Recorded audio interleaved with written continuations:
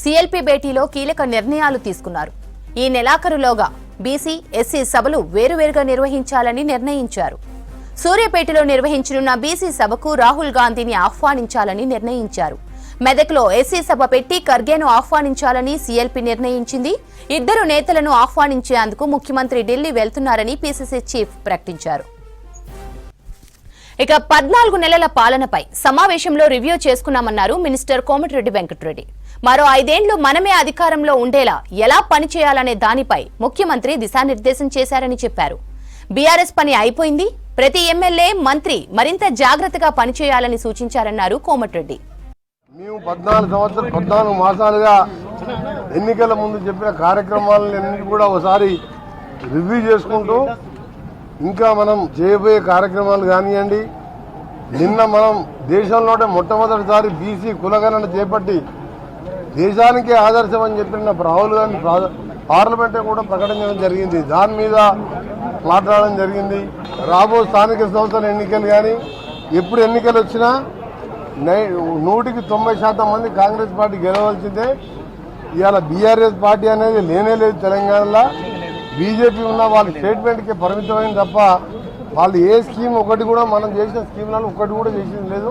Party బలోపేతం మళ్ళా వచ్చే 5 ఏళ్ళు కూడా మన ప్రభుత్వం అధికారంలో ఉంటుంది కాబట్టి ఇప్పటికెళ్ళే జాగ్రత్తగా ఉండాలని, దామాష ప్రకారం సీట్లు ఇవ్వాలి. ఒకవేళ లేట్ అయితే కూడా పార్టీ పరంగా కూడా 42% పైన బీసీలకు టికెట్ ఇస్తామని చెప్పి నిన్న ముఖ్యమంత్రి గారు చెప్పడం జరిగింది. చాలా సంతోషకరమైన వార్త. ఆ మాట చెప్పమని చెప్పండి కేసీఆర్ గారిని, కేటీఆర్ గారిని చెప్పమని చెప్పండి. అసలు కేసీఆర్, కేటీఆర్ బీసీల గురించి మాట్లాడే అక్కర్లేదు. కులగణనలో పాల్గొనని వారికి దాని గురించి ఎందుకు సంబంధం? అరే మీరు ఆయన ముఖ్యమంత్రి, పర్మనెంట్ జాతీయ అధ్యక్షుడు కేసీఆర్ గారే ఆ పార్టీకి, బీఆర్ఎస్ పార్టీకి వర్కింగ్ ప్రెసిడెంట్ ఆయన కొడుకే, నెంబర్ 2 మినిస్టర్ ఆయన అల్లుడే. ఇవాళ కాంగ్రెస్ పార్టీకి ఎవరు? జాతీయ అధ్యక్షుడు ఒక దళితుడు, రాష్ట్ర అధ్యక్షుడు ఒక బలహీన వర్గాలకు చెందిన వ్యక్తి. అలాంటి పార్టీ, మా పార్టీ కులగణన చేసి ఇంటింటికి క్లియర్గా చేసుకున్నాం. వాళ్ళు 12 గంటలు, 7 గంటల నుంచి 7 గంటల వరకు బొంబాయి, దుబాయ్కి వెళ్ళి పిలిపించుకొని మీదికి వెళ్ళి చేసి దాన్ని ఎక్కడ బయట పెట్టలేదు. మేము ఇలా అసెంబ్లీలే బాధాపుతో బయట పెట్టాము. రెండోసారి గెలవాలంటే ప్రజలతో మమేకం అవ్వకూడదు. ప్రభుత్వం చేపట్టిన కార్యక్రమాలతో పాటు ప్రతి కార్యకర్తకు, ప్రతి మామూలు ప్రజలకు కూడా అందుబాటులో ఉండాలని వారు చెప్పడం జరిగింది.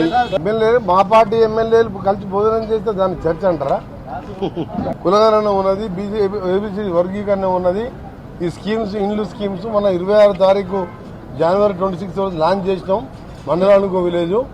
దాని మీద సర్పంచ్ ఎలక్షన్గా వాళ్ళు కూర్చొని డిన్నర్ మీటింగ్లో మాట్లాడుకుంటున్నాం. దాన్ని రాజకీయంగా మీరు దాన్ని సరే ప్రతిపక్షాలంటే వాళ్ళకి ఏం పని లేదు, 10 ఏళ్ళు వాళ్ళు చేసింది లేదు, చెప్పేది లేక దీని గురించి సోషల్ మీడియాలో ఏదో మాట్లాడుతున్నారు. మీరు సోషల్ మీడియాలో ఎవరు నమ్మకండి. కాంగ్రెస్ పార్టీ అందరూ ఒక కుటుంబం. సీఎం గారి నుంచి మొదలుపెట్టి ఒక కుటుంబం. ఆ కుటుంబాలు అంతే ఉంటాయి. చిన్న చిన్న కుటుంబంలో 4 ఉంటేనే అప్పుడప్పుడు చిన్న చిన్న డిస్ప్యూట్లు వస్తాయి.